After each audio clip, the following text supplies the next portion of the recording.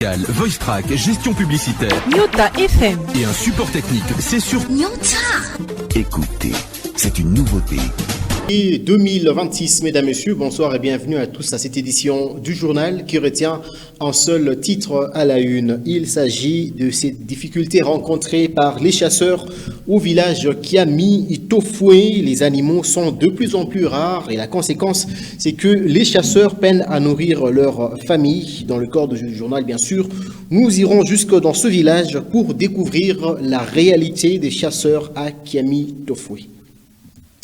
Encore une fois, bonsoir et merci si vous venez de nous rejoindre. On démarre ce journal par la lutte contre le cancer infantile. Comme vous le savez, hier, le 15 février, le monde a célébré cette journée mondiale, journée contre le cancer chez l'enfant. C'était une occasion d'insister sur le dépistage rapide par les familles et les professionnels de santé afin de sauver de vies. Je vous propose de suivre le docteur Charles Kitenge, qui est un médecin généraliste qui nous parle du cancer chez l'enfant.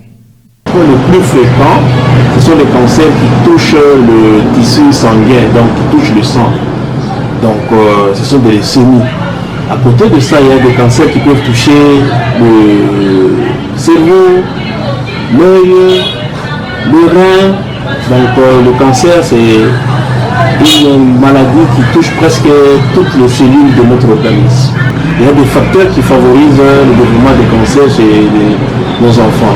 Entre autres, il faut savoir qu'il y a l'hérédité ou la génétique qui peut influencer ce qui est le développement d'un cancer. À côté de ça, il y a certaines infections comme le VIH, à des expositions à des radiations. Un enfant qui est exposé à des radiations tôt ou des pollutions même. Il y a le tabagisme même passif, fumer à côté d'un enfant, ou soit des alimentations assez malpropres ou inappropriées qui contiennent des pesticides.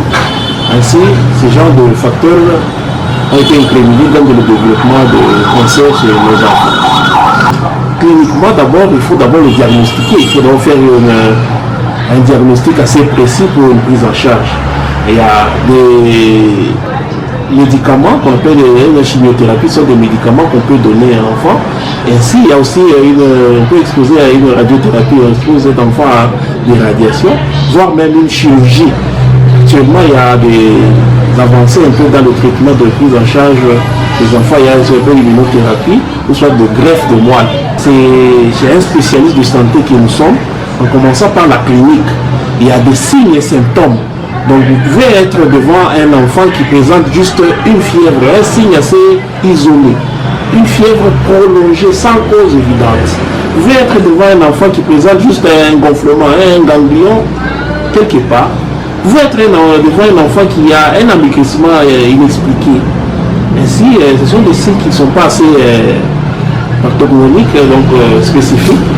Et il faut passer maintenant, après avoir apprécié ça, il faut faire ce qu'on appelle les examens. Il faut prendre la prise de sang, il y a l'imagerie, et si c'est la biopsie qui va déterminer s'il y a développement des cellules cancéreuses ou pas. Et à l'éducation nationale et nouvelle citoyenneté, l'actualité, c'est l'épreuve préliminaire pour les candidats autodidactes dans la cité minière et frontalière de Kipushi. Ils étaient 476, dont 152 filles à passer cette épreuve. Ce samedi 14 février 2026, la sous-division éducationnelle de Kipushi a accueilli les épreuves préliminaires de l'examen d'État édition 2026, conformément au calendrier scolaire et de l'exercice 2025-2026 tel qu'édicté par le ministère de l'Éducation nationale et de la nouvelle citoyenneté. Au total, les 476 candidats autodidactes, dont 324 garçons et 152 filles, ont pris part à cette épreuve nationale qui s'est déroulée à l'Institut Foura, seul centre de cette sous-division dans la cité frontalière de Kipushi, en province éducationnelle du Haut-Katanga 1. La cérémonie de lancement officiel s'est déroulée aux avant-midi sous la présidence de l'administrateur du territoire de Kipushi, Gonska Paolo-Boupé, qui a donné les go de ces épreuves, accompagné du bourgmestre Michel Kassanda, en présence du sous-prophète Cosmas Mugimba, de l'inspecteur chef du pôle secondaire Edmond Chimbalanga et d'autres personnalités du secteur éducatif. Dans son allocution, l'autorité territoriale a souhaité la bonne chance aux candidats et les a exhortés à travailler dur pour mériter des bons résultats. Réfléchissez très bien. N'ayez pas de confusion dans la tête. Lisez très bien toutes les questions. comprenez les questions avant de répondre.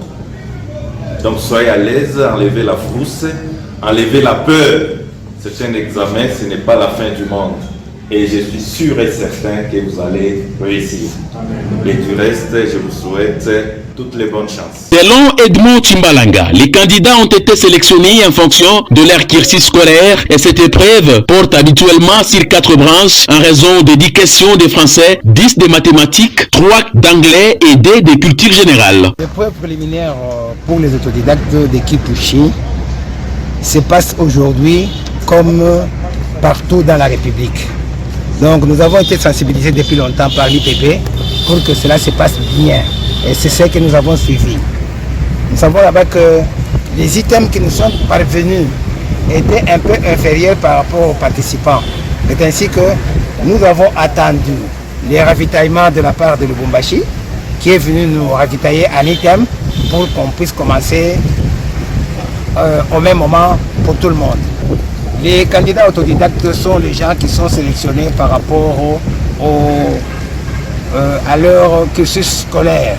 Il y a des gens là-bas qui sont des travailleurs, il y a des gens là-bas qui ont fait 4 ans, il y en a là-bas qui ont échoué l'année passée, qui sont venus se présenter. Notons que dans la sous-division éducationnelle de Kipouchi, ces épreuves se sont déroulées dans un climat apaisé. Les participants étant très motivés et satisfaits d'avoir franchi cette étape importante de leur parcours scolaire. Ces épreuves préliminaires concernent les candidats autodidactes désirés d'obtenir leur diplôme d'État, leur permettant ainsi d'accéder aux études supérieures ou universitaires.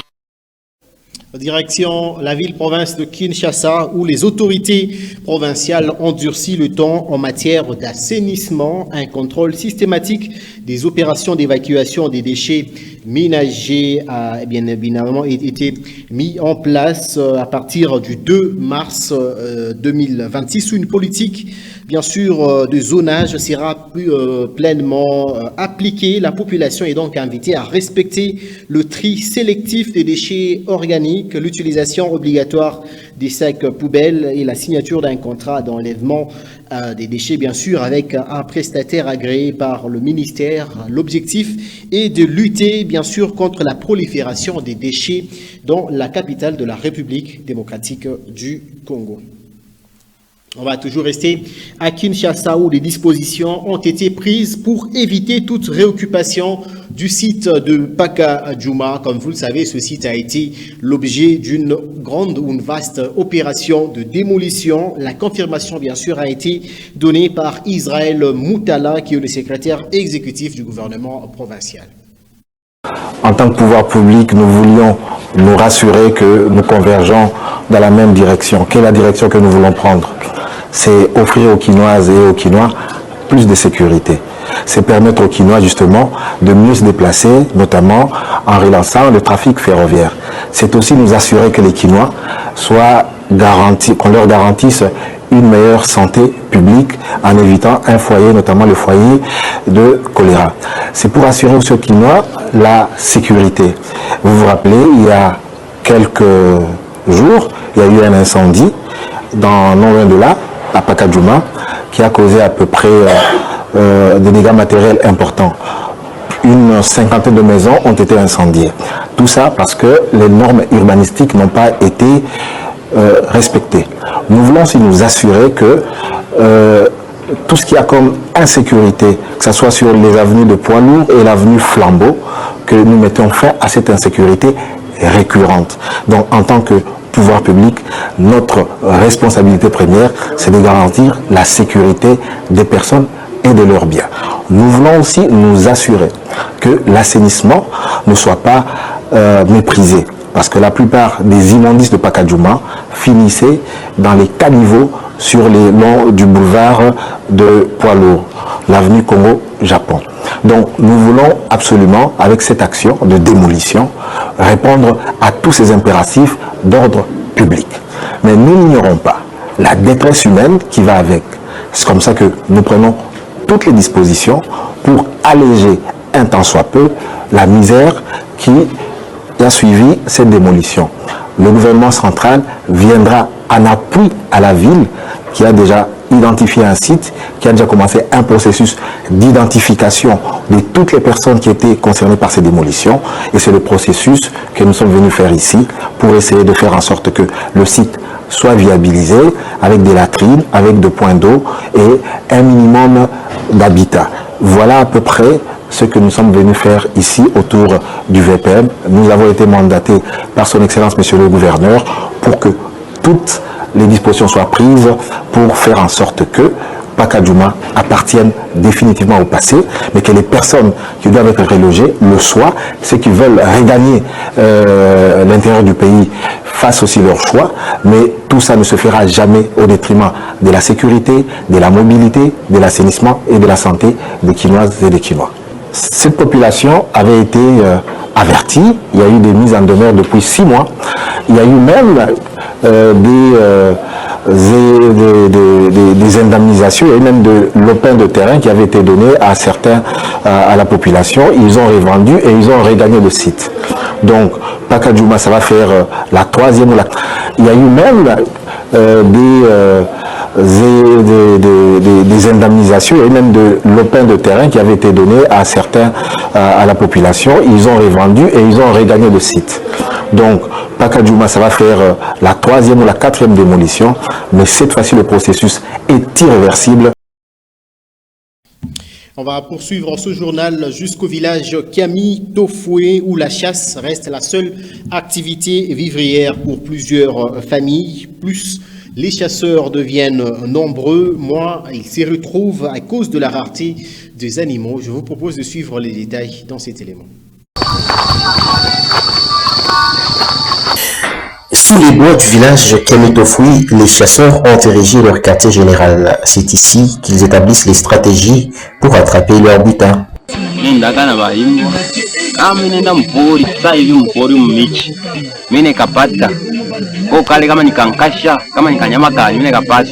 Minaanza kuandamisha na baimbo banikabamba mina bebe na kwa mgeni mina kata tuloko mina uzisha mina pata ukalikuta kwa mina uza kutunjumvi sio tukasavo ananisaidia huku nyumba mina zankamba mina tengeneza dini minga mpori minga uteka ifika kuteka pale mina teka pale bena tambuka kila siku hapa tumtoni sirtu ni hapa kama sabo kama panapita masabo kwa nitoa mina teka tufaka ni semaine mina ndaku mina wa.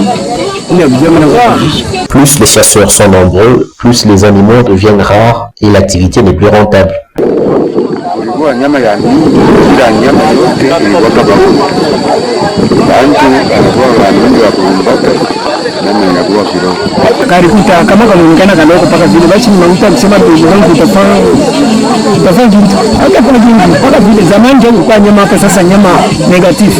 Il faut dire que la chasse était dangereuse jadis avec la présence des animaux féroces. Le village Kiamitofoui vit également grâce aux travaux champêtres. Afin d'encadrer les cultivateurs, Eugène Songa Kabanga, le chef Kiamitofoui, a initié quelques notions d'épargne dans la contrée. Village Kiamitofoui, kaji yetu ni kaji ya mashamba na ya groupe d'épargne. Niye niko maître formateur ya ma groupe d'épargne. Hii mwaka à travers dépouillement tutafanya, mimi tafuta partenaire hii mwaka bakatuletea dawa ya kulima nayo mashamba à travers épargne yetu. Njo activité mimi nakuya kuendelesha nayo juu ya kuendelesha kuyenga mkini yangu ya Kiamitofoui. Pour les habitants de Kiamitofoui, comme ceux de Kapiri et d'autres contrées, les activités agro-pastorales font partie des principaux moyens de survie.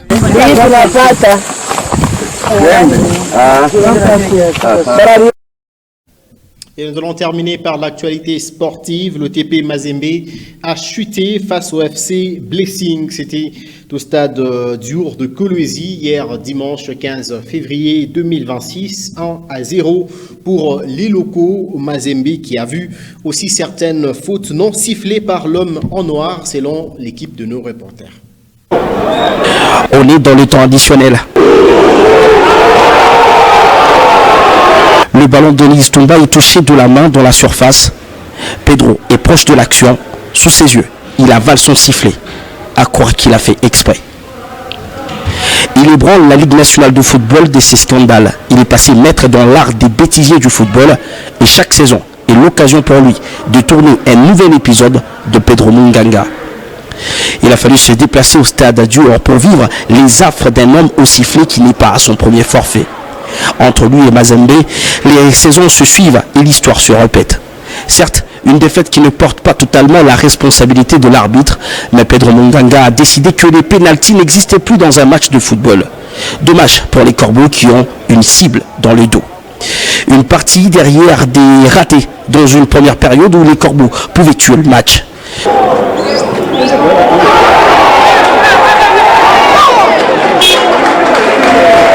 Sur les 3 tirs cadrés des hommes de Slimane Rao, en 45 premières minutes, Yamba a été sur la trajectoire. À cela s'ajoute le mauvais choix. Dans une domination territoriale, la maîtrise du sujet était là. Malheureusement pour le TP Mazembe, la réussite a manqué à l'appel. Passer la frappe de Lise. Oh, la frappe de Lise qui finit dans les mains de Moussa Yamba. Diobeni Ndongala a eu au bout de ses pieds la balle de 1 partout. Une nouvelle fois, le portier de Beni a gagné son duel. Et le gardien Yamba qui vient de faire l'arrêt du match pour peut-être pousser son équipe vers une victoire inespérée. Le but de Edisha Yuma a donné une victoire à Blessing. Belkele, de prestige, elle restera. Qu'un jour, les Bénis ont forcé un résultat qui ne leur était même pas destiné, en tout cas sur le papier. Et le ballon qui est passé devant tout le monde. Et personne n'a réagi. Et la frappe pied droit. Hors de portée de Marc Diouf.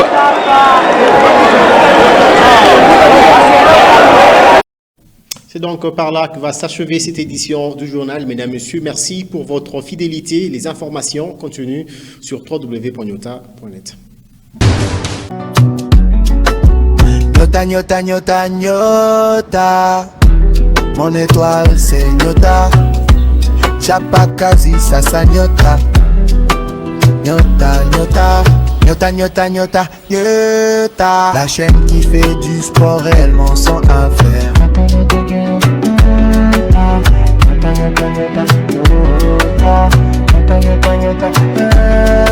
La chaîne qui fait du sport réellement son affaire.